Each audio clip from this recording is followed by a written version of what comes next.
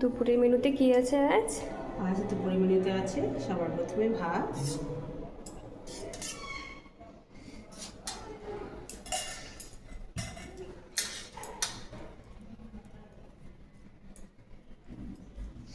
আছে পাট পাতার বড়া,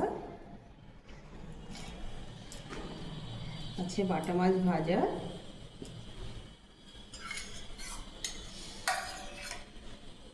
তেল বেগুন, মাছের তেল বেগুন,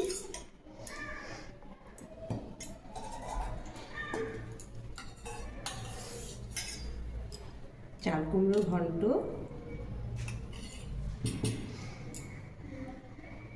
আলু দিয়ে বাটা মাছ দিয়ে পাতলা করে ঝোল করেছি,